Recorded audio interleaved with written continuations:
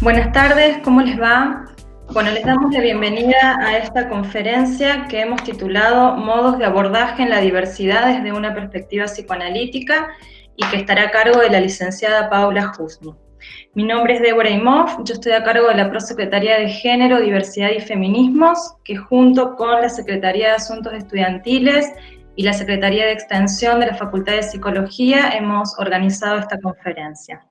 Me van a acompañar el licenciado David González, que es responsable del Nodo de Psicoanálisis aplicado a la demanda comunitaria, y Candelaria Sajama, que es referente de ATA, Asociación de Travestis, Transexuales y Transgéneros de Argentina, filial Córdoba, y que además es estudiante avanzada de la Facultad de Psicología.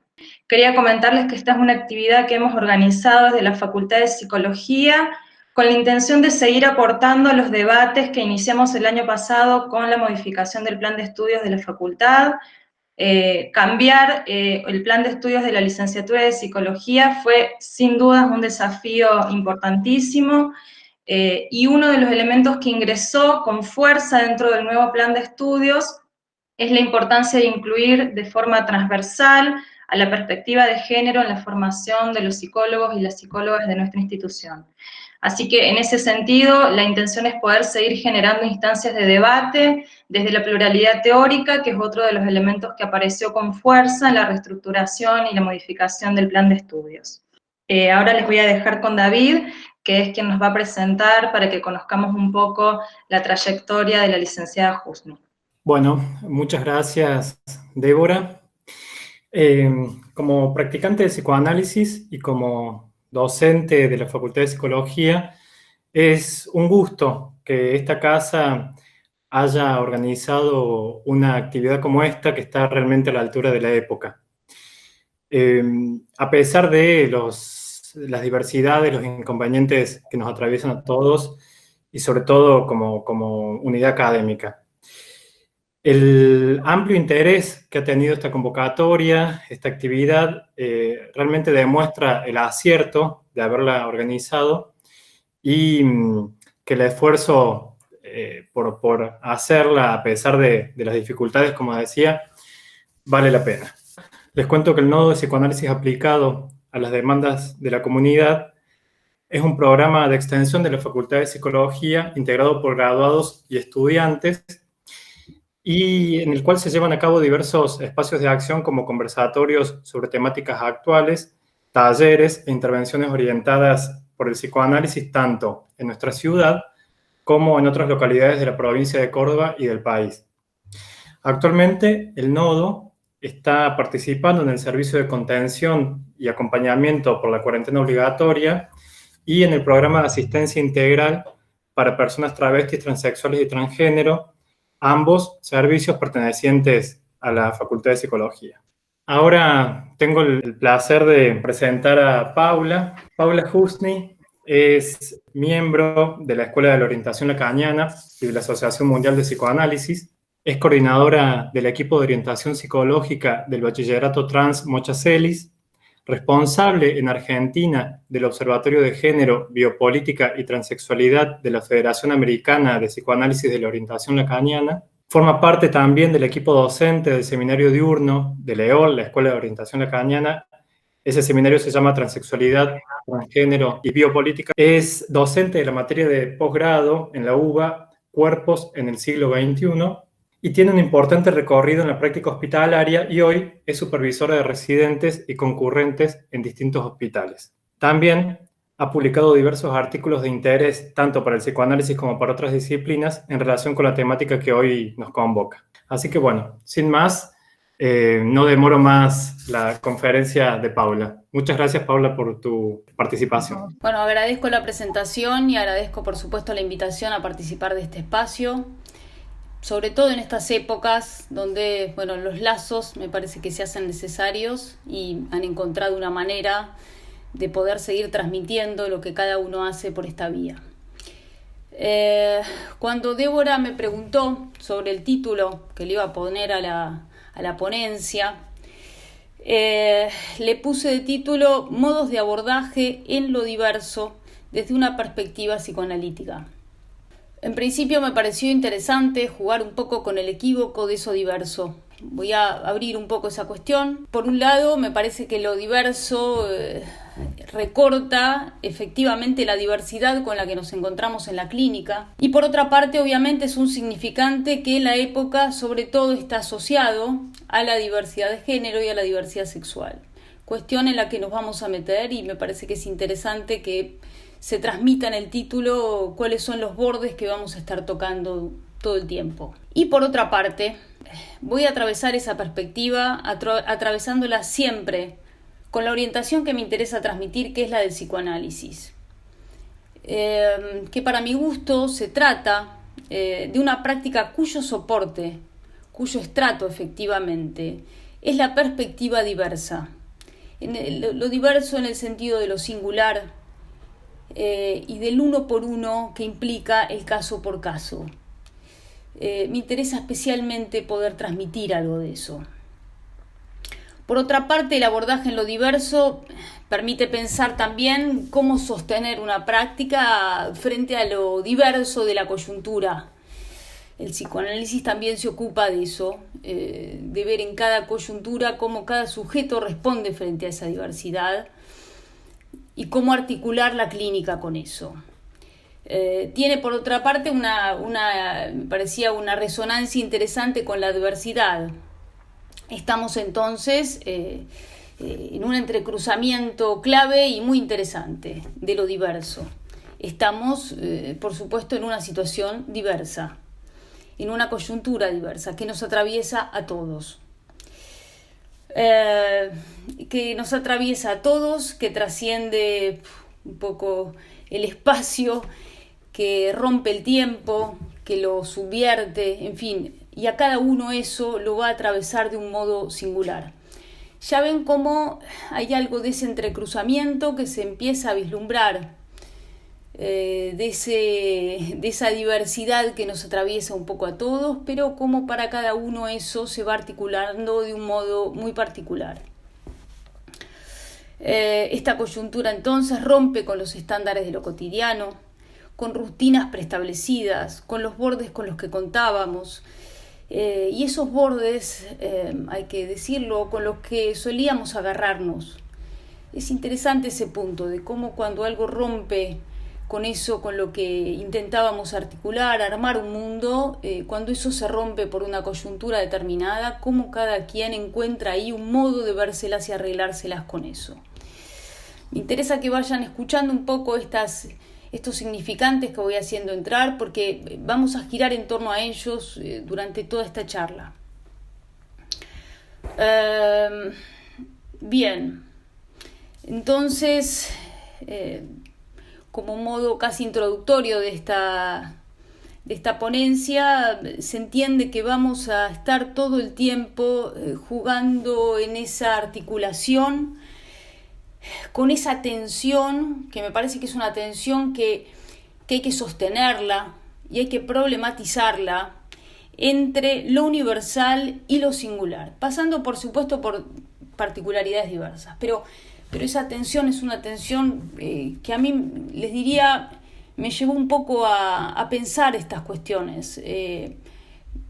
Me estoy guiando por algunas notas que tomé. Esto que voy a decir no está en las notas, pero es un poco contarles el origen, porque ahora lo que viene es un poco introducir algo a la cuestión de la ley de identidad de género, pero el origen un poco para mí de la investigación de este campo y de todo lo que vamos a conversar fue efectivamente empezar a preguntarme esa articulación, cómo se inscribía una ley como la ley de identidad de género en la Argentina, cómo eso se inscribió para cada quien y qué decurso iba a tomar eso en la subjetividad. ¿Y qué es lo que la hizo posible? Me parece que es una pregunta que tenemos que hacernos todos y todas. Es una ley fuerte, interesante, que toca de lleno el cuerpo. Y ahora voy a meterme un poco en eso, pero me parece que es fundamental la pregunta de qué es lo que la hizo posible. Ustedes saben que esta conferencia está enmarcada en el 8º aniversario de la Ley de Identidad de Género. Es una ley que efectivamente se ha sancionado en el año 2012 y me interesa un poco hacer como una introducción a eso, algún recorte. Ustedes saben que 2 años antes de la ley de identidad de género se sancionó la ley de matrimonio igualitario. Y 8 años antes de la ley de matrimonio igualitario, lo primero que aparece es la unión civil. Fíjense que entre la unión civil y la ley de matrimonio igualitario pasan 8 años. De la ley de matrimonio igualitario a la ley de identidad de género pasan solo 2 años. Es interesante contar con esta perspectiva. Hay ciertas ideas que uno puede armarse, ciertas ideas con las cuales uno comparte también con gente de los movimientos, etcétera, de que efectivamente hubo todo un movimiento enorme en que pudiera sancionarse la ley de matrimonio igualitario porque suponían que iba a ser más difícil. Esa lucha iba a ser más difícil porque efectivamente es una ley que rompe con los estándares de la familia tipo. Entonces, una vez que se sanciona esa ley, deja allanado el camino, mucho más allanado, fíjense, 2 años, para que se sancione una ley como la ley de identidad de género. Los movimientos, muchos movimientos sociales fue una lucha enorme para que se pueda sancionar esa ley. Me parece que hay que contextualizarla un poco en cierta historia. La historia de las sexualidades no hegemónicas en la Argentina efectivamente abunda en discriminación, violencia, cercenamiento de derechos en una amplia magnitud. Yo he escuchado personalmente muchos casos de chicas que los relatos de lo que es la persecución policial son realmente desgarradores y esto ha sucedido durante toda la historia del movimiento trans, con lo cual me parece que es fundamental ubicar ese contexto, que efectivamente hay una historia y hay un bagaje de una violencia enorme. Con lo cual me parece en ese punto que es muy interesante la fuerza que tiene esa ley. Esa ley que tiene una fuerza enorme porque además ustedes saben, supongo, que es una ley por las características que tiene, que es una ley única en el mundo. Hay otros países en el mundo que cuentan con leyes de identidad de género, pero en este país en particular es única porque no requiere de ningún diagnóstico previo, ni psicológico, ni psiquiátrico, ni para acceder a tratamientos hormonales, por supuesto menos para el cambio registral del DNI, ni para la operación de reasignación genital. Con lo cual fíjense que esto es de un logro enorme. Por lo menos de lo que yo sé, ningún país en el mundo cuenta con una ley como la que se cuenta acá en la Argentina. Y esto me parece, por eso decía un poco el contexto de la sanción de la ley, me parece que es un fuerte empuje y logro de los movimientos. Es una ley, por otro lado, estoy contextualizando un poco, que incluye de un modo u otro a menores. Para algunas cosas sí, para otras no, vayan a la ley, lo pueden ver, pero incluye tanto a adultos como a menores. Bien, habiendo hecho un poco el contexto de esta ley, no sé si después si hay alguna pregunta en relación a lo que voy hablando. David, vos me comentás, no sé si va bien por ahora. Sí, va bien. Bien. Va bien. Sigo entonces. Si hay preguntas, te lo transmito. Dale. Estamos entonces en la ley. Una ley, como ustedes saben, siguiendo la línea que tengo pensado recorrer, implica un para todos. Y está muy bien que así sea, porque es un universal necesario, ¿sí? Los derechos tienen que ser para todos, deben ser para todos, y la ley tiene que estar sostenida en ese universal del para todos. El punto entonces paradojal en el que nos encontramos, por lo menos como analistas, es cómo articular ese universal que conlleva el para todos de la ley con la singularidad de cada quien. En ese juego vamos a estar todo el tiempo, en esa articulación, en ese brete. Volvemos entonces a las diversidades, en este juego de las diversidades entre lo particular y lo singular. Está claro que el armado de un cuerpo, vamos a ir un poco con eso, no es para todos lo mismo. Se trata efectivamente de un armado singular, trazo por trazo, que puede responder, por supuesto, a particularidades. Es acá donde me parece que se hace muy necesario una escucha muy advertida respecto a los discursos del uno por uno.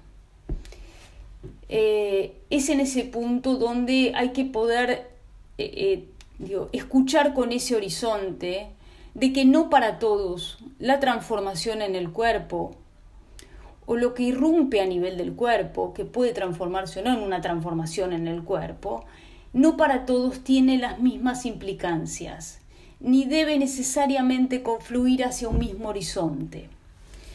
Les digo esto porque abundan, y lo he escuchado, los empujes estandarizantes. Por ejemplo, algo muy sencillo de imaginarizar, abundan los empujes a los prototipos de cuerpos femeninos. Abunda el empuje a estandarizar los cuerpos. O sea, hacer de esa emergencia singular, disruptiva siempre, hacer de eso un estándar. Y me parece que de eso es de lo que tenemos que estar muy advertidos a la hora de escuchar. Porque eso puede deslizarse a una suerte de una maquinaria imparable. Lo he escuchado, muchos lo hemos escuchado, ese pasaje que parece casi una máquina, ¿no? Que no se detiene, que incluso, ahora voy a ubicar un poco cómo viene ese empuje, pero hay como una suerte de suposición de un mismo horizonte, que tendría que haber una secuencia que es de vestirse de mujer a trasvestirse, de ahí hormonizarse y casi sin pausa la operación. Hay un recorrido que muchas veces se presenta en un sin pausa un poco complejo. Vamos a ir un poco a algunas cuestiones, incluso a ejemplificar algo de esto.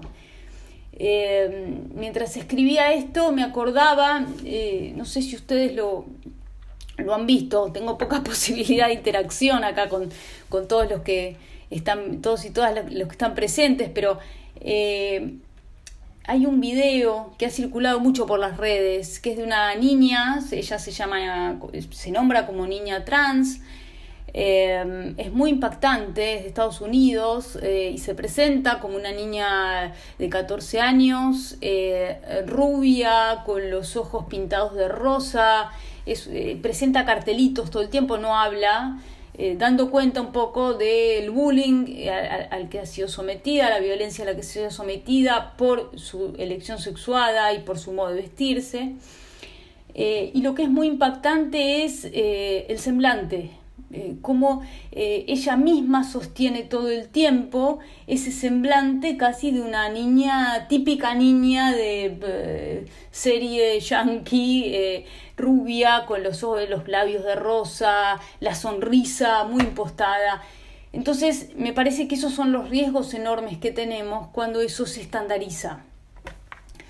Es decir, cómo situarse atentamente frente a lo que son los empujes de los semblantes universales, frente a lo que son los empujes de los ideales, lo que son los empujes ideales maternos, paternos, institucionales, sociales. Hay un bagaje de ideales que muchas veces están en juego al momento en que ese punto de la elección identitaria está puesto en juego. Y es allí donde me parece que el psicoanálisis propone un parate interesante, a mi gusto, un parate que permita una escansión y una pausa para poder situar y entender cuál es la lógica singular de cada uno, con el deseo en el horizonte, si se quiere, a qué lógica responde eso que uno empieza a escuchar. Hay una artista performativa que supongo también conocen, que se llama Orlan, contemporánea, que tiene una frase muy linda que dice: se trata ante todo de fabricar la singularidad, la diferencia y de transformar lo innato. traigo esta pequeña referencia porque me parece que lo que es muy interesante de esa frasecita, y el texto de Orlan es más largo, por supuesto. Ustedes saben que Orlan se ha transforma su cuerpo permanentemente, incluso se hace filmar mientras se opera y realiza sus transformaciones en el cuerpo. Me interesa el término de transformar, porque fíjense que ella no dice erradicar, tampoco lo sitúa bajo el punto de deshacerse de eso, nada desliza hacia allí. Es transformar, con lo cual la transformación en ese punto, incluso dice transformar lo innato, es fuerte lo que dice, la transformación implica un hacer distinto con algo que no se erradica, no implica erradicar, implica transformar. Entonces, el armado de un cuerpo, como dije, es para cada uno. Y eso implica una construcción absolutamente cuidada y respetuosa, que conlleva sus marcas, que también, por supuesto, portan una historia, que teje los bordes de un cuerpo construido a través de la historia, que sitúa posibilidades e imposibilidades, y eso hay que escucharlo. Y sobre todo, y esto es un punto que me interesa resaltar, nunca va a ser sin un resto de esa incomodidad propia que conlleva siempre la relación del sujeto con su cuerpo. Esto es lo único que va a resultar de marco hacia un deseo posible. Desde el psicoanálisis, la relación del sujeto con el cuerpo siempre es disruptiva. Vuelvo acá a esa tensión entre lo universal y lo singular. Hay, creo yo, un único, por lo menos lo que yo encontré, un único universal, que uno puede decir, ¿cuál sería un universal en el psicoanálisis? Que tanto taladramos con la singularidad. Me parece que hay un universal, yo al menos encontré es que efectivamente para todos, la irrupción del goce en el cuerpo es absolutamente disruptiva. La irrupción de eso que incomoda en el cuerpo es disruptiva para todos. Incomoda, es parasitaria. Todas y todos cargamos con eso. Es decir, empiezo a introducir algo de esto. Hay un agujero que efectivamente con el que tenemos que arreglárnosla. Todos. Es un no todo estructural y que es inherente al ser hablante. Al ser hablante, cualquier ser hablante. Quiero decir, con eso hay que arreglárselas. Hay una frase muy linda de Lacan en Radiofonía cuando habla dice, esos rayos que separan cuerpo y carne. Cito algo muy simple de entender, pero cuando efectivamente el cuerpo se constituye como cuerpo y deja de ser un pedazo de carne, hay algo que se pierde. Digo, para entender, entiendo que hay público diverso, para entender un poco de qué se trata ese agujero con el que cada uno tendrá que vérselas y arreglárselas. Ese no todo que es inherente al ser hablante. Vuelvo entonces a esa tensión en la que estamos. Fíjense que frente a ese universal, que insisto, entiendo yo es un universal del psicoanálisis, habrá que poder ir a buscar y a deslindar cuáles son las soluciones singulares. Porque esos modos en que el goce irrumpe en el cuerpo y las invenciones que cada quien puede hacer con eso son siempre singulares. Es decir, creo que ya tenemos como 54 modos de nombrarnos en Facebook, por ejemplo. Para esos 54 y más, cada uno va a tener que encontrar un modo de hacer con ese goce que es siempre singular. Y van a seguir habiendo nombres, va a seguir, es infinito, porque en ese punto es absolutamente inasible. Es tan singular que es inasible. Cada uno de ustedes que está ahora sentado mirando esto, desde su casa, sus estudios, sus living, en fin, en este confinamiento que es para todos, puede seguramente encontrar un punto en el que el cuerpo no le resulte cómodo de llevar.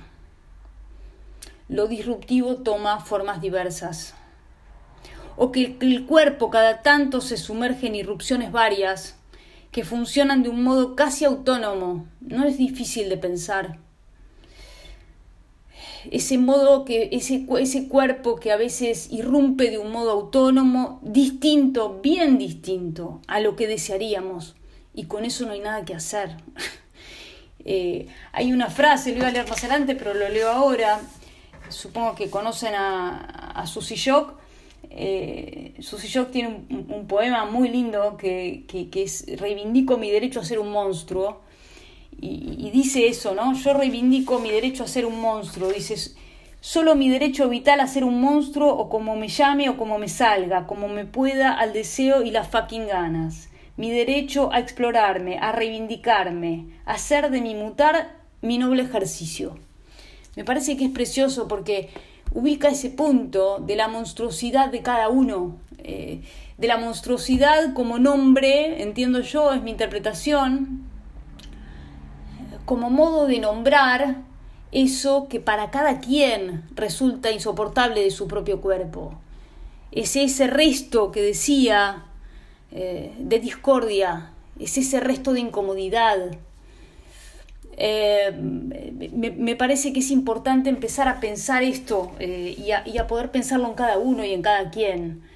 Les decía que entiendo que cada uno que está ahí en su casa mirando, es un poco extraño esta modalidad porque yo no puedo ver a nadie, pero entiendo y me parece interesante ese ejercicio de cómo a cada uno se le pone en juego esa disrupción en su propio cuerpo, que tiene que ver con esa irrupción de goce que no es demasiado, no es domesticable, por supuesto, pero a veces tampoco es demasiado agradable para nadie.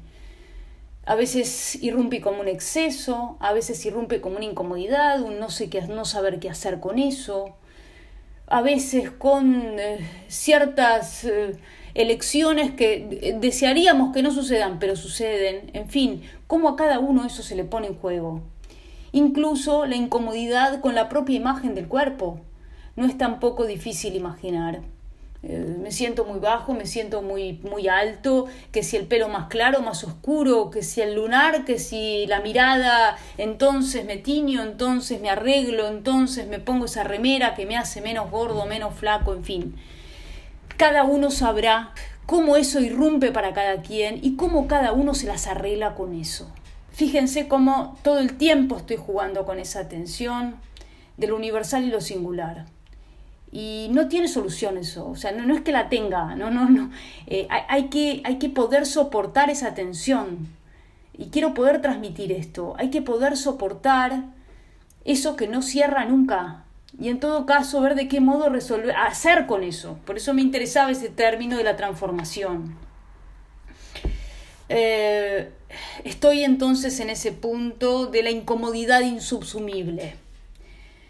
Que se contrapone absolutamente a la idea de erradicar la incomodidad, porque es inerradicable, hay que partir de esa base. Entonces hay que ser cuidadosos, muy cuidadosos, de poder pescar ahí en el discurso la distinción respecto al discurso social, al empuje de los ideales, en fin, algo de lo que vengo situando. Porque dejarnos llevar por el ideal, cualquiera, a veces es un ideal que viene de los pares, ahora voy a traer un poco esto, puede ser devastador.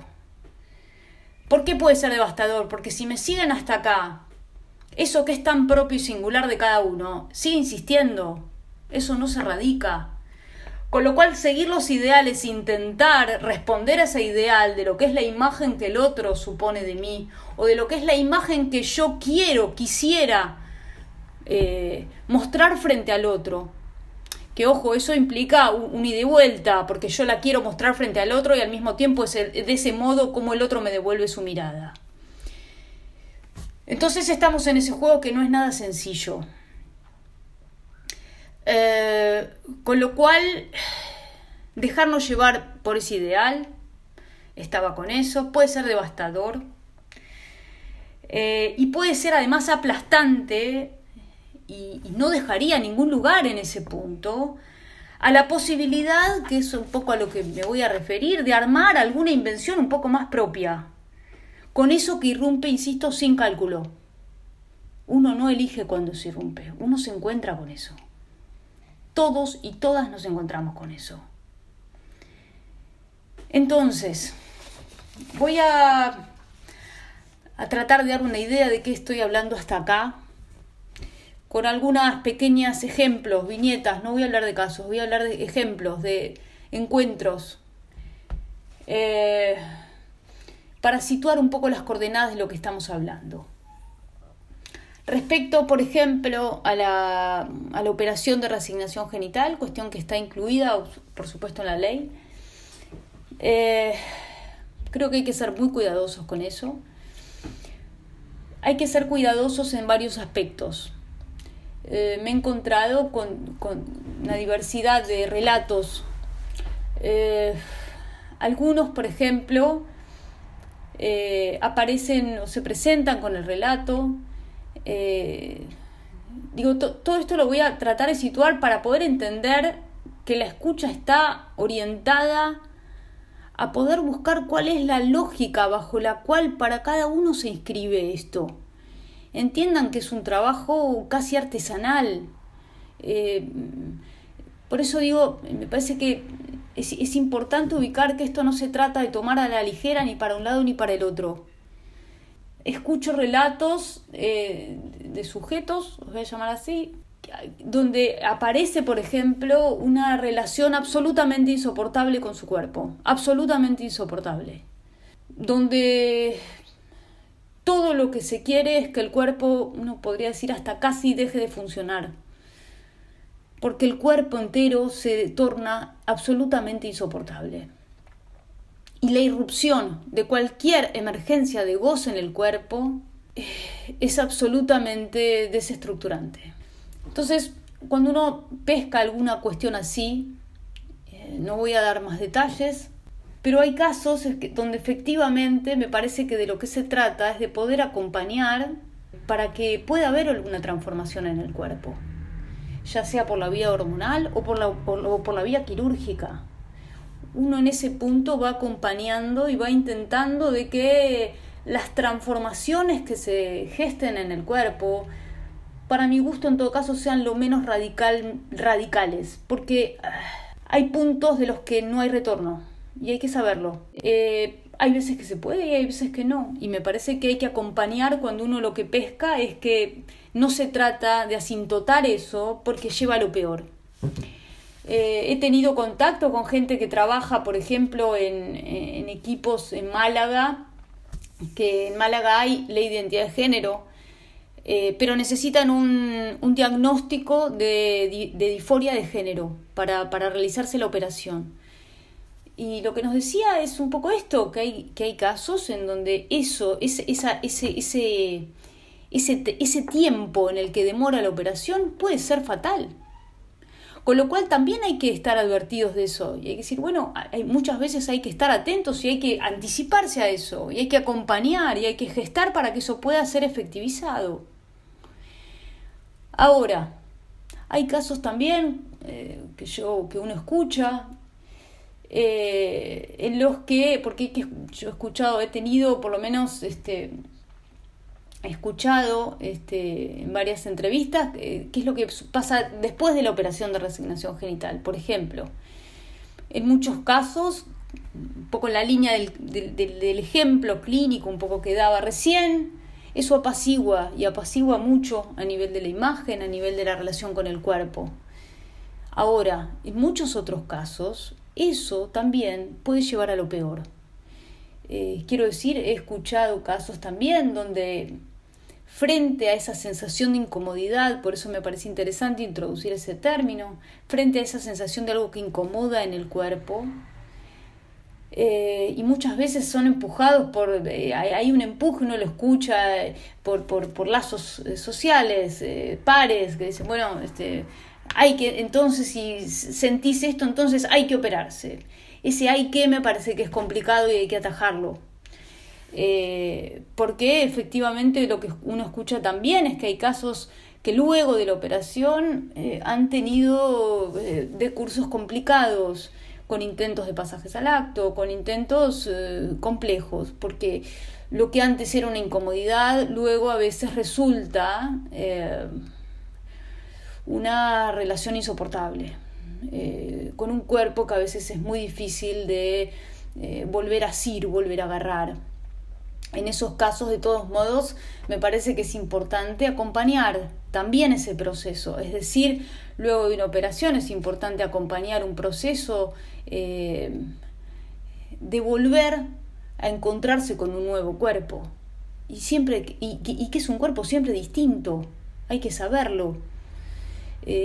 Muchas veces me he encontrado con esa dificultad de suponer que luego de la operación de reasignación genital, por ejemplo, se iba a encontrar con el mismo lazo al placer, el mismo lazo a la satisfacción. No es lo mismo. No es lo mismo porque es un cuerpo distinto, porque es un cuerpo que efectivamente se convierte en otro. No digo que sea ni mejor ni peor, pero hay que empezar a acompañar ese proceso de construcción y de reencuentro con otro cuerpo. Lo mismo, voy un poco a la cuestión de la hormonización. Es interesante, nosotros, yo por lo menos en un momento he tenido alguna entrevista, por ejemplo, con alguna persona que había ido a consultar al Hospital Durán en aquel momento para iniciar un proceso de hormonización. Era una chica biológicamente femenina que quería hormonizarse para tener el semblante de un hombre, de un varón. Y lo que ella decía era que no tenía miedo a los efectos de la hormonización, no estaba convencida, no estaba segura. Entonces, bueno, se le da lugar a algunas entrevistas y es interesante en ese punto porque me parece que ayuda a pensar un poco cómo hacer con la ley, cómo hacer uso de la ley. Y en ese punto, después de un trabajo, empecé a sondear un poco, bueno, qué era lo que se le dificultaba, porque sí, porque no. Lo que decía era que ella se presentaba como un semblante de varón, pero en los trabajos se presentaba a trabajar y en algún momento le pedían el DNI y ahí se daban cuenta de que era una mujer, con lo cual producía un desencuentro que a ella le resultaba absolutamente insoportable. Con lo cual, todo el decurso de las entrevistas se situó un poco en proponer, bueno, ¿por qué no hace un cambio de DNI? Y en ese punto pudo reordenarse con eso. O sea, en ese sentido, hacer uso de la ley es muy importante. Pero ya ven cómo es importante en el vez por vez y en el caso por caso dejarle el decurso a la palabra, ¿no? Dejar el decurso a que cada uno pueda escribir a dónde se sitúa eso. De todo eso que dice, ¿qué es lo que lo problematiza o la problematiza? Lo mismo con el punto de la angustia. Se suele pensar, y lo he escuchado, que la angustia aparece porque, qué sé yo, porque el proceso de transformación, por ejemplo, del cuerpo es sumamente movilizante. No sabría por qué es así. Y no me parece tampoco que haya que universalizar el motivo de la angustia. Muy por el contrario, yo me he encontrado con muchas chicas trans que la transformación en el cuerpo produce un alivio fabuloso. Hay que pensarlo al revés. Yo creo que en ese punto es una solución. Suelo escuchar también, ser un poco crítica con algunos discursos que escucho, suelo escuchar también, y eso de algunos colegas, que hablan del problema de los transexuales, que siempre hablan, el problema es que siempre tienen una cuestión disruptiva con el cuerpo. No estoy para nada de acuerdo. No me parece que sea la buena posición, ni me parece que se pueda escuchar a nadie desde ese lugar. Primero porque me parece que nadie que uno escucha pueda decir el problema de... Quiero decir, tenemos que poder situar, por eso me interesaba introducir un poco esa perspectiva de que en todo caso, para el psicoanálisis todos tenemos un problema, todos y todas estamos atravesados por eso. Cada uno busca en eso distintos modos de arreglárselas. Y por otro lado, cuando se habla de que de lo que se trata es de un problema con la relación al cuerpo. No estoy para nada de acuerdo tampoco. Al contrario, creo que muchas veces se encuentran soluciones fabulosas a nivel del cuerpo y me parece que ubicarlo de ese lado da cuenta de que nunca se los ha escuchado ni se las ha escuchado y hay que ser cuidadosos con eso. Vienen más bien situando problemas, sus problemas de pareja, sus problemas con el amor, sus problemas como de cómo vérselas con esa solución que han encontrado.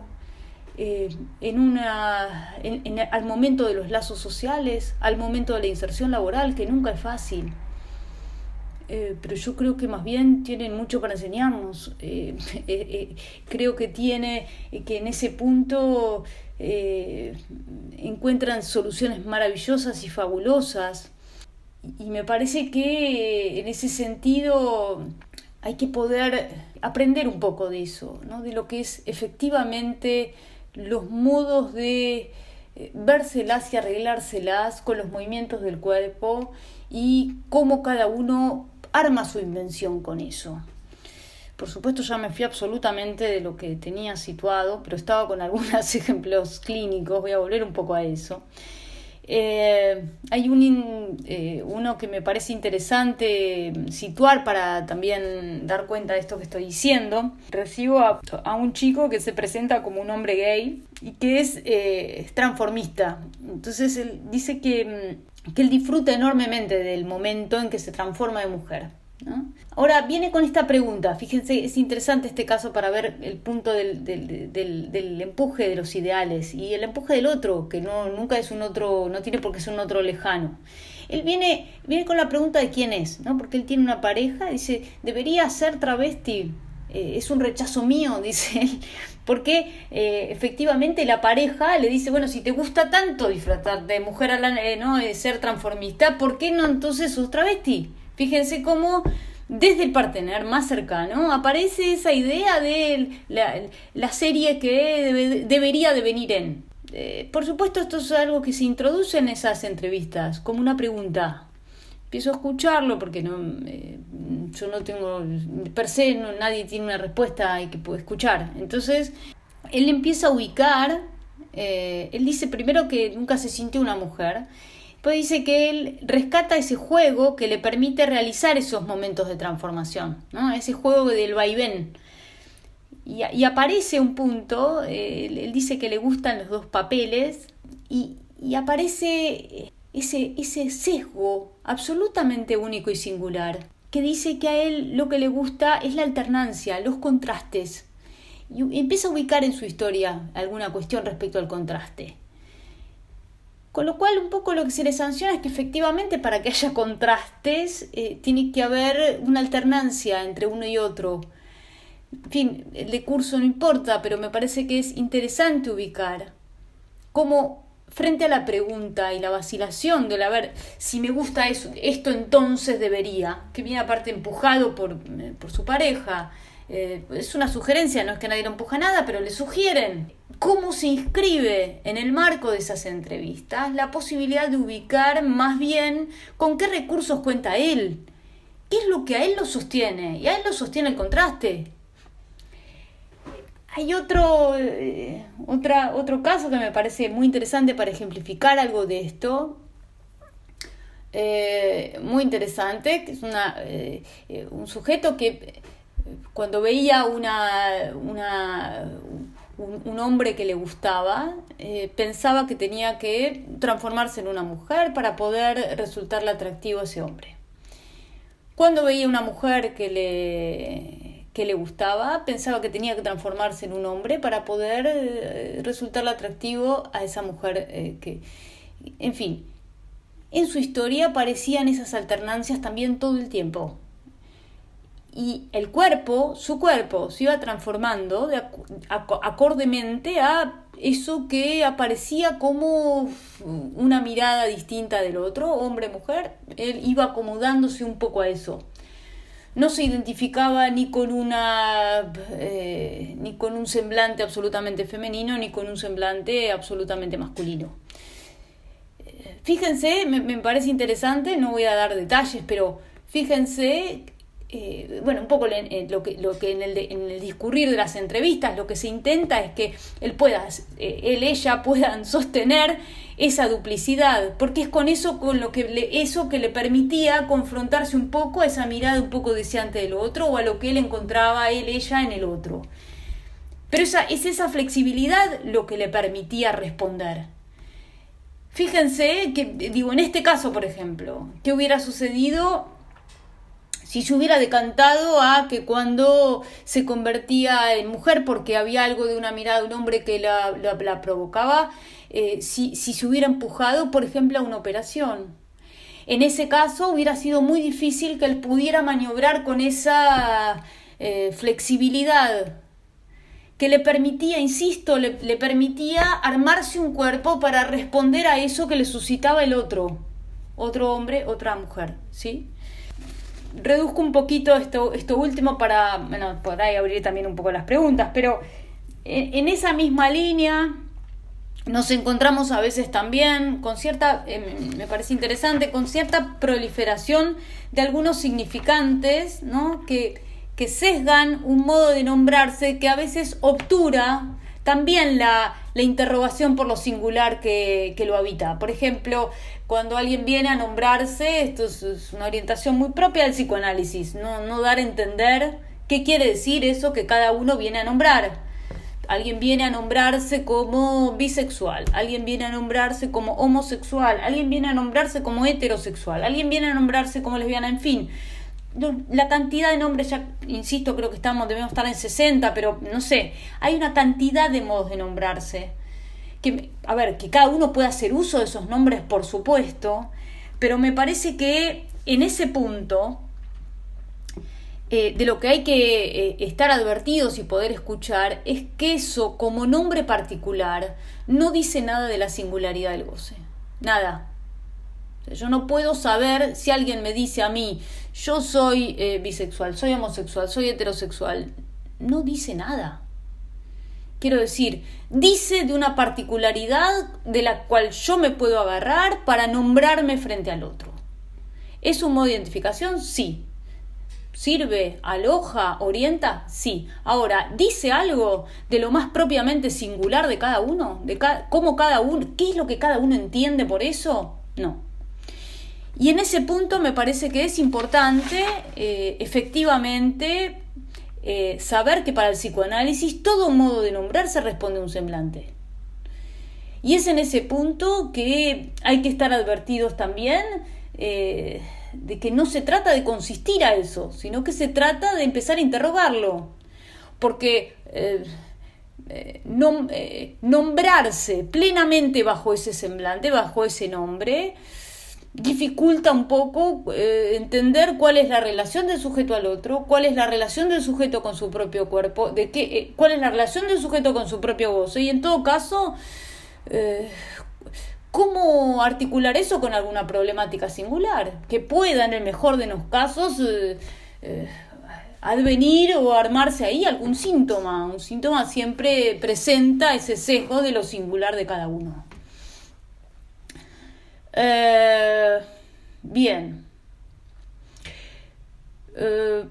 Entonces, vemos como tanto desde la imagen corporal como desde los modos de nombrarse, nos situamos todo el tiempo frente a modos absolutamente diversos, absolutamente, de hacer con un cuerpo que siempre porta ese sesgo perturbador y una imposibilidad estructural de nombrar el goce.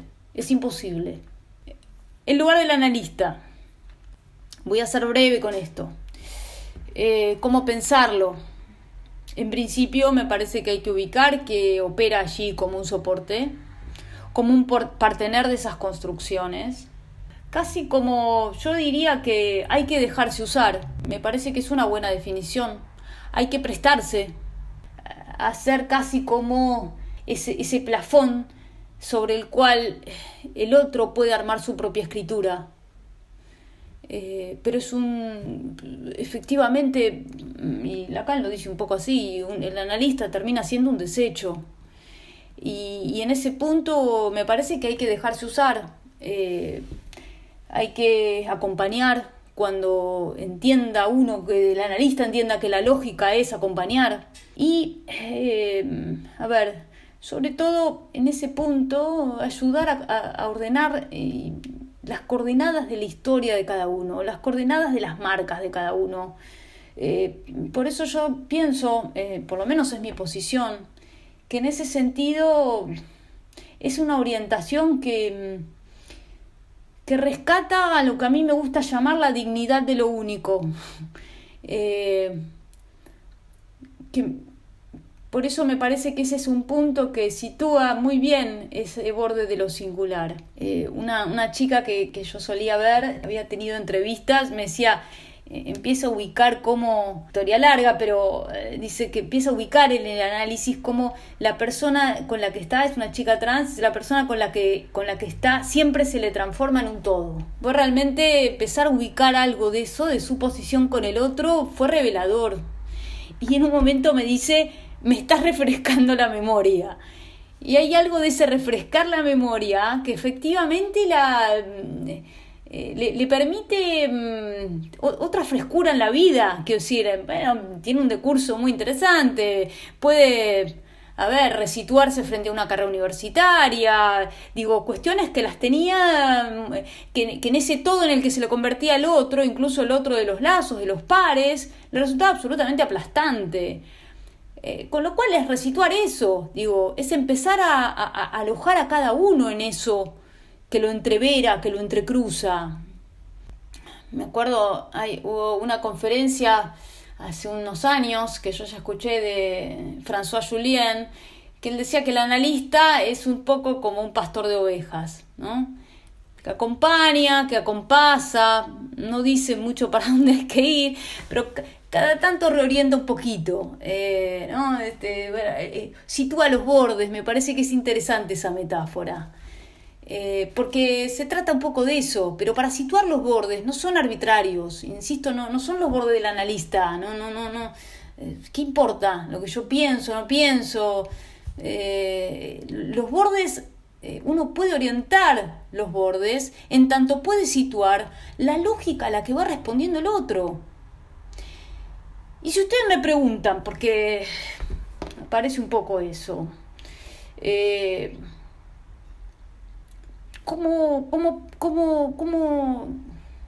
¿Cómo asentar esa posición analítica? ¿Es necesario ser especialista en género, por ejemplo? Es toda una pregunta. Frente a lo que yo venía diciendo, se desprende esa pregunta. Si me preguntan, yo creo que un analista en la clínica en general, no creo que haya especificidades. Creo que hay sí posiciones desde las cuales escuchar.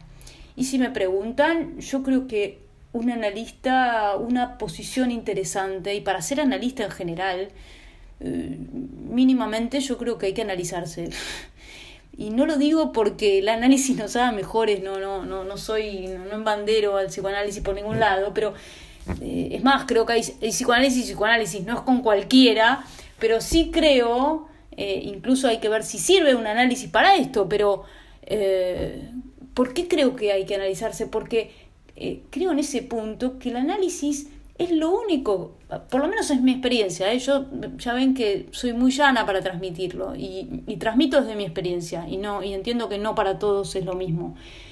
Por lo menos desde mi experiencia, el análisis es lo único, o voy a ser más moderada, pero una de las pocas cosas que nos permiten estar muy advertidos de esa monstruosidad de cada uno, nos permite amigarnos un poco con eso. Sin eso no hay manera. Quiero decir, es la base. Esto que estoy diciendo, mínimo, leve, es la base del racismo. Ese punto de situar en el otro una diferencia que discrimina, que cercena derechos, que violenta, no es ni más ni menos que poner en el otro lo insoportable que para cada uno se hace, esa disrupción propia. Eso que yo podría llamar el exilio estructural de cada uno con el sí mismo. Hay un exilio estructural, hay una alteridad estructural. Por eso me parecía fantástica esa expresión de Susie Shock de la monstruosidad. Y por eso me parece que es fundamental, si ustedes me preguntan cómo posicionarse en esta clínica. No sé, a mí no me gusta llamarlo esta clínica. No me gusta, me parece que es una posición en la clínica. Y me parece que la posición indicada, o por lo menos la que yo avalo, es esa. Yo no soy ni mejor ni peor que ni cualquier otro. Digo, y mis invenciones no son ni mejores ni peores que la de ningún otro. Y en ese punto me parece que hay que ser cautos. Y me parece que hay que ser... es lo único que nos va a orientar por la vía de encontrar, no una solución porque no la tiene, pero sí de encontrar un modo frente al cual pararse en esa discordancia permanente entre el cuerpo y el goce, y entre lo universal y lo singular. Eso no tiene solución, ninguna de las dos cosas. Entonces, me parece que el punto es desde dónde nos paramos con eso. ¿Qué es lo que escuchamos? Bien, tendría un montón de cosas más para decir, pero me parece que ya hablé demasiado.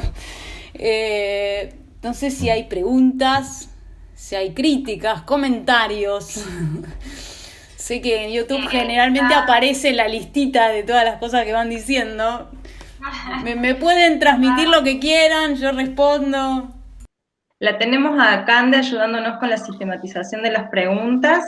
Una de las preguntas o aportes o consultas que hicieron es Mariela dijo que le gustaría saber un poco más de tu abordaje al cuerpo travesti y el tema de las operaciones normalizadoras en los bebés intersex. A ver, creo que respecto a la cuestión del cuerpo travesti, creo que quedó claro. Mi posición es que no hay una posición, es que más bien hay que escuchar un poco qué es lo que quiere decir eso para cada quien y cómo se inscribe eso para cada uno. Justamente es ese punto, que no hay una estandarización para mi gusto de cuerpos y no hay una estandarización tampoco del qué hacer con eso ni cómo. Es eso, justamente, un poco... Sí, justamente sí. Estaba escuchando lo que vos planteabas y me parece también importante que lo que vos comentás y que por ahí también yo veo desde mi experiencia, digamos, yo estoy con una asociación de hombres y mujeres trans, que los cuerpos son diferentes y hay personas trans que por ahí deciden hacerse la operación de reasignación genital, y otras personas tienen otro recorrido y deciden no hacerse esa operación de reasignación genital, como hay mujeres trans también que ahora transitan en géneros fluidos o géneros no binarios. Ese era mi aporte, y justamente aportar un poco a lo que decías vos, de que los cuerpos son diferentes y que cada mujer, cada hombre trans, cada persona en sí debería tomar, o la idea es que tome, digamos, empoderamiento de su cuerpo, para que pueda manifestar y expresar su género en libertad. Eso. Bueno, gracias, Cande. Muchas gracias, Paula. La verdad ha sido muy aclaratoria, tu exposición muy clara, muy precisa incluso. Hay comentarios en YouTube en donde evidentemente ha llegado se demuestra que ha llegado tus ideas, tus desarrollos. Yo voy a resaltar algunas cosas que me parecen fundamentales. Hemos aprendido mucho. Primero, me gustó mucho esa precisión de buscar dónde radica la incomodidad, ¿no? De poder escuchar dónde radica la incomodidad para recién ahí poder, en todo caso, pensar, acompañar, me parece, tomando la indicación que vos dabas. Y también como algo del orden de una precisión para la práctica, dar lugar a la angustia, ¿no? Porque Absolutamente. no se trata de empujar creyendo que la solución va a estar allá en el futuro, sino más bien, bueno, ¿dónde radica la incomodidad para cada quien? Y escucharla, poder escucharla, me parece precioso, eso que marcaste. Por otro lado, también lo de ser cuidadosos, que decías en relación con, por ejemplo, lo voy a decir en mis palabras, las fantasías, por ejemplo, sexuales, a pensar que eso ya es algo del orden de lo identitario, por ejemplo. Entonces, soy mujer, soy hombre, soy trans, soy... porque ahí podríamos separar la sexualidad del género en este punto. Y en ese escucharse, en ese escuchar la incomodidad, en ese poder ubicarla, radica, me parece, la clave para poder arreglárselas, no de manera de encontrar una solución, como vos decías, porque ahí caeríamos en los ideales, sino más bien en poder arreglarse con la monstruosidad, esa monstruosidad que siempre va a estar y que a veces la solución es ponerla en el otro, la solución. Se la arregla así, rechazándola, poniéndola en el otro o de diversas maneras. Y otra cosa que también quiero subrayar de lo que decías es que los significantes de la época ayudan. Estos, como decía, 60 significantes que nombran algo del orden de la identidad, ayudan, ubican, pero no tocan la singularidad. Como hablabas con el ejemplo que dabas de la viñeta, la alternancia, ¿no? Que ahí hay algo del orden de lo singular. Hay una pregunta también, perdón, del público, Sí. que quiero decirla. Preguntan por qué hablas de semblante masculino o femenino en lugar de masculinidad o feminidad hegemónica versus la disidente. Bueno, está bien, a ver, son modismos psicoanalíticos. Por eso introducí algo de lo que es una terminología dentro del psicoanálisis, que es hacer uso del semblante, digamos, como el semblante como un velo como un modo de, si se quiere, visibilizar la propia identidad o lo que se entiende como una identidad. Entonces, el semblante simplemente, nada, son modos de hacer uso de eso, pero sí, se puede leer de todas estas maneras que me dijeron también. No sé cuáles eran, David, que dijiste. La masculinidad o la feminidad hegemónica Sí. versus la disidencia. Pero me parece que el concepto de semblante permite salirse de ese versus. Claro, exacto, y además es interesante el término porque lo sitúa un poco más a nivel de implica cierto velo, ¿no? El semblante implica cierto velo que me parece que es interesante en ese punto, porque la cuestión que yo trataba de introducir es, bueno, cómo ir un poco más allá de eso, ¿no? Que me parece que es lo que cierne un poco más a la singularidad, que es un poco esa orientación. Tengo otra pregunta, acá pregunta Nicole, ¿cómo se acompaña en la incomodidad del cuerpo a una persona menor de edad? O sea que está hablando de infancias y adolescencias trans. Es toda una enorme pregunta. A ver, la orientación un poco creo que es la misma, que hay que escuchar el caso por caso, pero creo que sobre todo en las infancias también hay que estar muy atentos, como un agregado que sitúo, hay que estar muy atentos también a los discursos parentales, cómo se inscribe esa subjetividad, o cómo se nombra, o cómo se la atraviesa, o también cómo se acomoda esa subjetividad respecto a los discursos parentales. Localizar para distinguir, digamos, qué de eso que emerge es propiamente de ese niño o niña y que hay que acompañarlo muchas veces, y cuando hay algo de eso que más bien se sitúa como cierto, lo voy a llamar así, mal llamado, pero como cierto empuje parental o del padre o de la madre, en fin, de madres, padres o lo que fuera, pero cuando lo voy a reducir, cuando ese empuje a lo que uno puede ubicar como lo que emerge en un niño o niña aparece más bajo el sesgo del otro, de cualquier otro se trate. Me parece que hay que... Sí, nada, quería yo hacer un aporte respecto de la ley de identidad de género, que el tema de la ley de identidad de género, para que está habilitada obviamente para niños, niñas, adolescentes y adultos, y que no hace falta para acceder a la ley operaciones quirúrgicas, ni hace falta el aval de algún psiquiatra, de algún psicólogo, y que las personas que se autoperciben con un género diferente al que se asignó cuando nacieron pueden dirigirse a hacer el trámite en los registros civiles, digamos, habilitados del país. Eso quería comunicar un poco a la audiencia, ya que llegaron consultas acerca de que si era necesario para acceder a una operación desde asignación genital algún aval de un psicólogo o un psiquiatra. No, bueno, eso yo lo aclaré cuando hice una introducción respecto de la ley, de que justamente la ley en la Argentina es única en el mundo porque no requiere ni de ningún tipo de diagnóstico ni de ningún tipo de aval.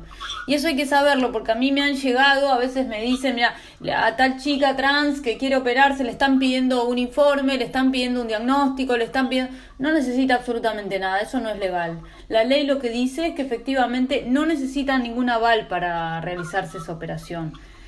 Bueno, después es una decisión de cada quien, pero como necesitar legalmente no necesitan nada, ni siquiera necesitan, para acceder a la operación, tampoco necesitan tener el cambio de DNI, para nada. Tampoco, ni siquiera para los tratamientos hormonales ni nada por el estilo.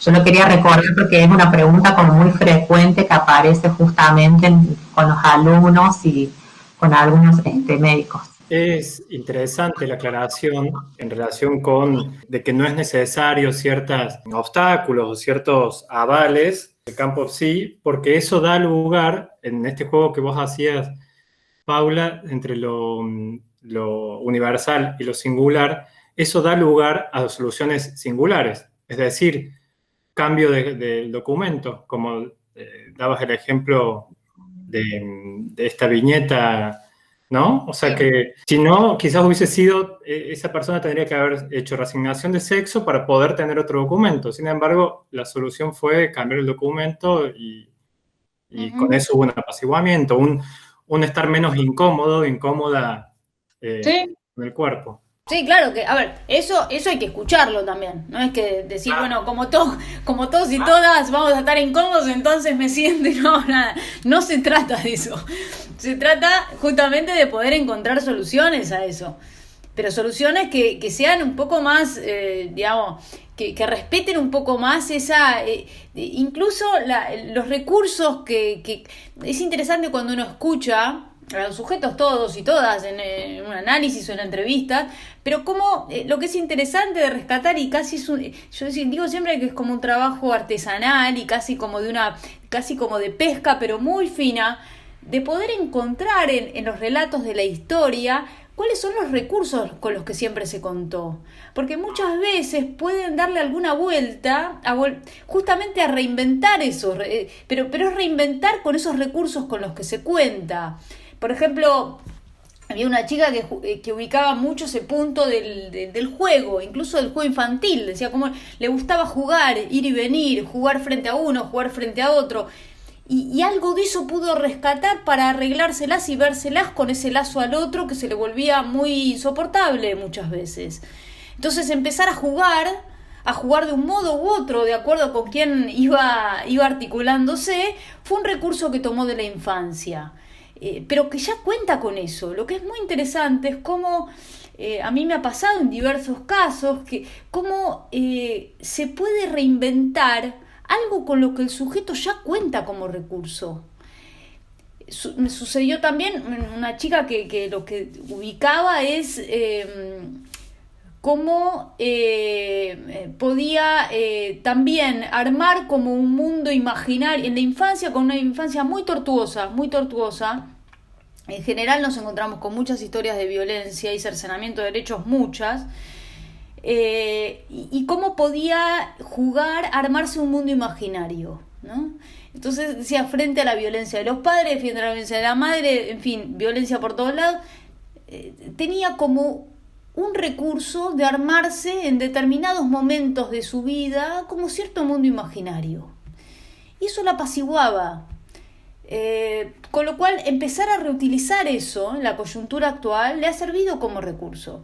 Porque muchas veces también, y de esto también me sirve esto que decís, porque muchas veces, y me parece que es una posición que es muy fina y de la que hay que estar muy advertidos. Es verdad que nos encontramos con historias de mucha violencia en general. Y me parece que es un problema enorme caer en la posición de escuchar al otro víctima de estas violencias como una víctima, justamente. Y me parece que es un problema, porque efectivamente a cualquiera, eso para cualquiera,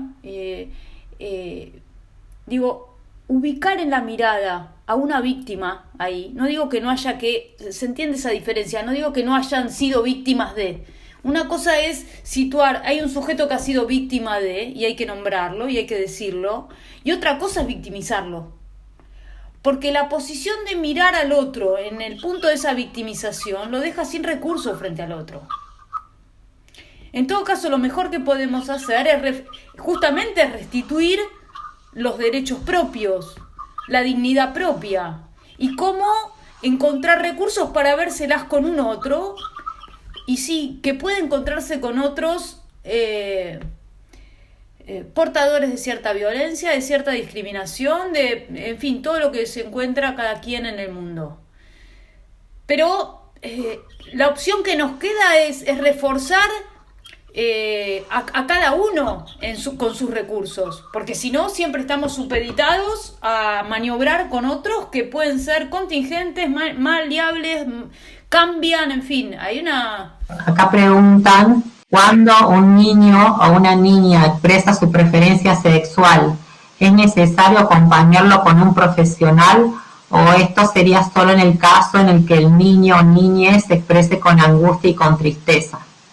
Es muy buena la pregunta, porque me parece que justamente expresar una elección sexual no es en sí mismo un problema, sino situarnos como que eso efectivamente es un problema y ese problema siempre estaría en referencia a un ideal. No es un problema en sí mismo, creo que es muy atinada la pregunta porque me parece que a lo que hay que estar muy, muy atentos es ese punto de angustia.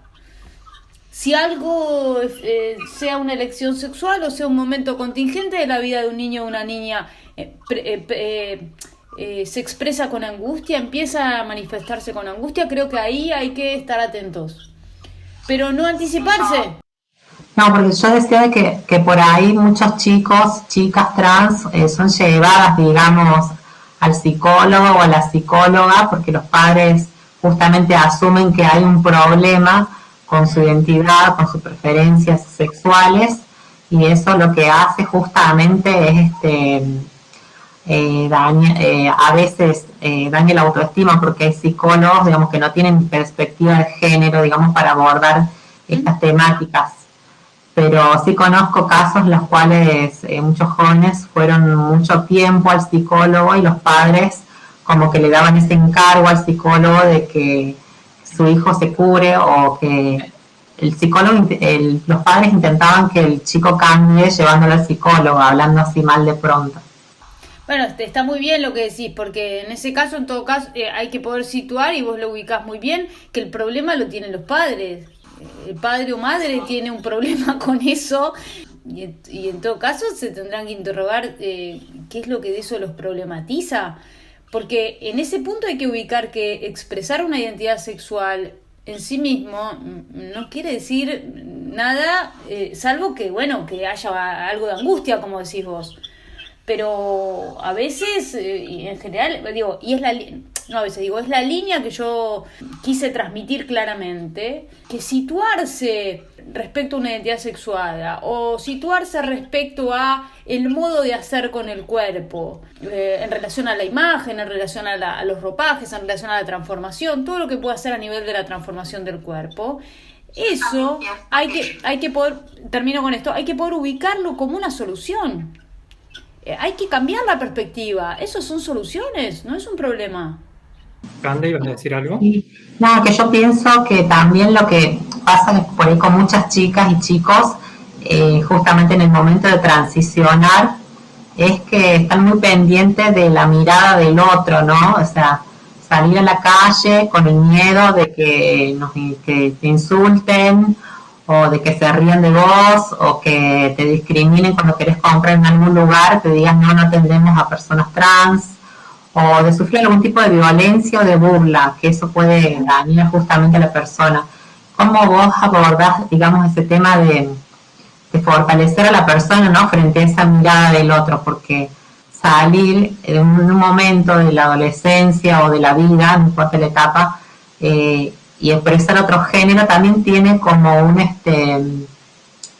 tiene una carga social, o sea, estigmatizadora, porque las personas trans tienen, digamos, una mirada, una representación social en la cual se las ve como delincuentes, como locas, con un montón de cosas. Entonces mi pregunta era relacionada a eso, cómo fortalecer a esas personas para enfrentar, digamos, un poco esa mirada del afuera. Sí, está muy bien la pregunta. Por un lado, me parece que por eso, y refuerzo ese punto, es fundamental la ley de identidad de género. Fundamental, porque en ese punto hay una ley que siempre funciona como una terceridad de la cual agarrarse y con la cual sostenerse. Y es importante ese punto de contar con una ley como lo que es la ley acá en la Argentina para poder agarrarse a la hora de poder sostener los derechos frente al otro. Y lo que vos decís de reforzar un poco a cada quien frente a esa mirada estigmatizante del otro, sí, a ver, es un proceso que cada uno y cada una hará en las entrevistas, en sus análisis, en fin, pero cómo restituir un poco la fortaleza de lo propio, ¿no? Cómo hacerle un poco de chicana a esa mirada, porque ese punto de la mirada amenazante con sus vaivenes, con sus bemoles, por lo menos en la clínica yo me lo encuentro muchísimo con todos y todas, o sea, esa sensación, ese punto donde el encuentro con el otro a veces es violento, a veces estigmatiza, y me parece que toda la apuesta es a cómo encontrar recursos personales para vérselas con eso. Los recursos será el caso por caso. ¿Cómo? Que la expresión transicionar, muy utilizada, da una idea implícita de que se debe llegar a algún lado, que es como que tiene algo normativizador también. Sí, yo, por ejemplo, la uso, hay personas que no la usan, eso es sí, más. yo, como verán, no usé nunca la palabra transicionar, uso por ahí transformar. Sí, yo uso transformar, que me resulta más interesante, pero porque es verdad, muy interesante ese aporte, me parece que sí, que yo lo he escuchado mucho, ese término de transicionar, y tiene esa implicancia de que efectivamente siempre se está en un proceso de... Es simplemente eso, que a veces hay que poder escuchar cuando hay puntos de arribo, ¿no? Porque si no se supone que siempre hay más. Y me parece que alimenta esa idea que yo venía un poco a tratar de consistir, refuerza un poco esa idea de esa maquinaria que siempre sigue y continúa. Y me parece que hay que ver caso por caso, y a veces es muy interesante y alivia mucho, además. Alivia mucho empezar a ubicar que tal vez ese es un punto de arribo y no se trata de un proceso que hay que transicionar hacia, ¿no? Sino que, bueno, tal vez es eso. Y tal vez con eso se puedan encontrar otras maniobras para poder arreglárselas de una mejor manera, menos padeciente. En relación con la pregunta que hacía Cande sobre el fortalecimiento, pensaba en el término monstruo de Susie Shock, o sea que de lo que puede llegar a ser un insulto, de lo que puede llegar a ser algo agravante, ella lo utiliza como bandera, que otros sean lo normal, yo me quedo con la monstruosidad. Quizá la cuestión que haya que escuchar, que atender en esto que vos decías de buscar dónde está la incomodidad, en relación también con las preguntas sobre los niños, sea escuchar también o poder identificar lo que está dificultando una solución, no cuando la solución ya está, ¿no? Cuando es llevado a alguien porque va a ser se siente mujer siendo varón o se siente varón siendo mujer, ahí ya hay una vía de solución. Hay que ver qué es lo que está dificultando eso como síntoma, porque había varias preguntas en relación con lo que es el síntoma. Bueno, aquello que hace dificultad. Uh-huh. Sí, el palo en la rueda, lo que trastoca. Es decir, aquello que dificulta arreglarse con la incomodidad, porque la incomodidad va a estar, ¿cómo nos arreglamos con eso? Sí, me parece que es fantástico eso que decís. También eso, cómo pescar lo que dificulta esa solución.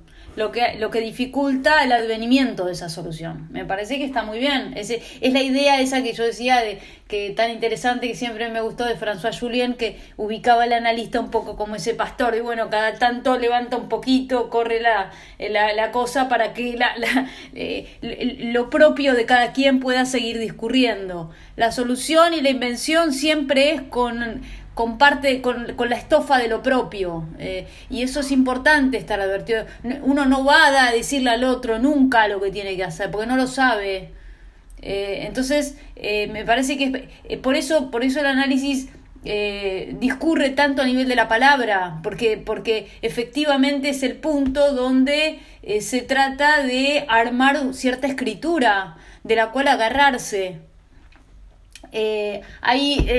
Supongo que también la conocen a Camila Sosa Villada, la recomiendo absolutamente en su lectura. El libro Las Malas ilustra muy bien lo que es la historia de absoluta violencia respecto a la población trans y lo que ha sido el trabajo de ella de escritura. En el otro libro de ella, En el viaje inútil, es una maravilla lo que ella arma a nivel de la escritura, y sitúa también como el análisis en ese punto le ha cambiado un poco ella dice que hay un antes y un después en su vida del análisis, ¿no? Porque le ha permitido, es muy bonito lo que dice, cómo le permite encontrar palabras que no sean solamente las palabras para el horror.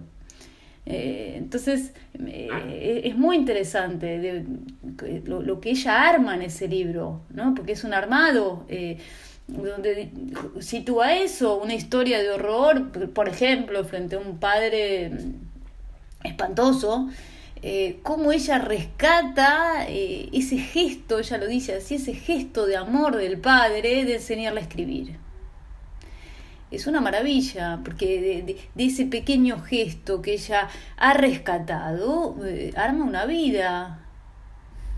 Y arma una vida que también le permite, respecto a la pregunta de Candelaria, arma una vida que le permite tener con qué sostenerse para responderle al otro. Ella dice, hay una frase muy linda que yo la rescaté, dice: mi trabajo es robarle a la memoria una impresión, un daguerrotipo, robarle al pasado un pedacito de muro y escribirlo. Es una maravilla. Digo, porque en ese punto me parece que esa es un poco, lo dice mucho mejor ella. En todo caso, ¿cuál es el lugar de partener en el que se sitúa un analista? Lo entiendo así, pero lo entiendo para todos. Y entiendo que eso, digamos, que hay que, en ese punto, como es el uno por uno, creo que hay que estar muy atentos a los detalles. Hay una frase que me gusta mucho, de los divinos detalles. Hay que estar atento a eso, porque en ese punto el divino detalle, cualquiera sea, me parece que es lo que permite hacer de esa monstruosidad, una monstruosidad única y maravillosa, y lo que nos hace a cada uno, en fin, en eso, diferente del otro, por suerte, digo, y amigarnos con esa, pero sobre todo con la, me gusta mucho esa expresión, sobre todo amigarse con la monstruosidad propia. La última, sí. Porque en el chat me están pidiendo mucho que recomiendes bibliografía. Bien, después les voy a pasar, si quieren, a Débora algún link, no sé, después díganme un poco de qué, literatura y un montón. Tengo todo, o sea, ahora este año con el observatorio, yo estoy con el Observatorio de Género y Biopolítica y armamos un archivo, así que pronto me ocupé de que se pueda armar un archivo de bibliografía, de literatura, de películas, del tema, y se lo voy a pasar a Débora para que puedan acceder a eso. Exactamente, en la web de FAPOL ahora justamente vamos a subir los nuevos archivos, que es esto, que estamos haciendo ese trabajo. Lo que queremos con el trabajo del observatorio es que la web de la FAPOL, en la sección Observatorio de Género, pueda funcionar como un archivo de consulta.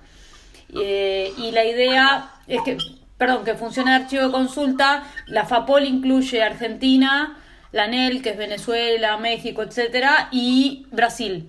Entonces van a tener, por lo menos Argentina ya lo tenemos listo, estaba esperando un poco que llegue la ANEL y Brasil. Te quiero contar, Paula, que te hemos leído las preguntas, pero no te hemos leído todas las cosas lindas que te han escrito. Bueno. Las voy a compartir un poco, porque, bueno, también es muy gratificante ver que la gente que nos está acompañando en YouTube está contenta con la actividad y que considera valioso que generemos este tipo de espacios que, como yo decía al inicio, tienen también la intención de seguir aportando herramientas para pensar una formación en psicología con perspectiva de género, que es lo que nos propusimos cuando cambiamos el plan de estudio de la licenciatura, y también desde una mirada de pluralidad teórica, ¿no? Pudiendo traer conferencistas de distintas miradas que nos aporten una comprensión más profunda sobre los temas que nos ocupan.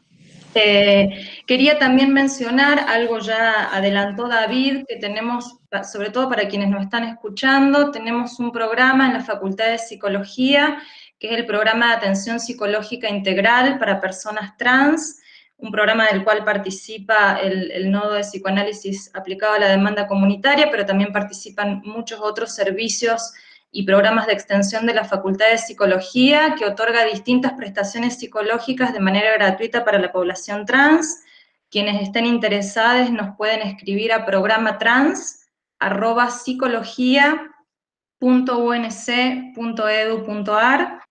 Yo no quiero cerrar sin dejar de agradecer, por supuesto, la enorme generosidad de Paula en dedicarnos este tiempo, y además estuvimos en conversaciones frecuentes a lo largo de toda la semana para ir delineando la conferencia, así que muchísimas gracias, Paula, por tu tiempo y tu generosidad. También agradecerles a David González y a todo el equipo del Nodo de Psicoanálisis, porque son quienes han hecho posible que esta conferencia se realice, quienes han facilitado el vínculo con Paula, así que muchas gracias, David. Como siempre, gracias a Cande y a toda la gente de ATA que nos acompaña en cada uno de los proyectos que iniciamos desde la Prosecretaría de Género. Al equipo de comunicación de la FACU, que hace posible que estemos aquí, ¿no? Con todos estos desafíos que implica la cuarentena y la virtualidad, ¿no? Que podamos seguir encontrándonos, eso tiene que ver también con nuestro equipo de comunicación que viabiliza esa posibilidad, y al equipo de no docentes de extensión que nos va a dar una mano certificando a todas las personas y que nos da una mano en toda la cuestión administrativa para poder hacer posibles estas actividades. Yo quería dar las gracias a toda la Facultad de Psicología por estos aportes y por hablar de estos temas.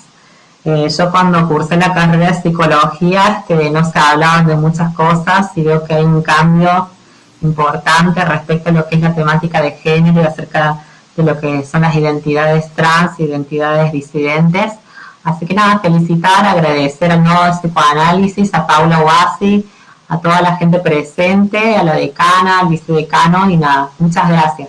No me leyeron los comentarios finalmente.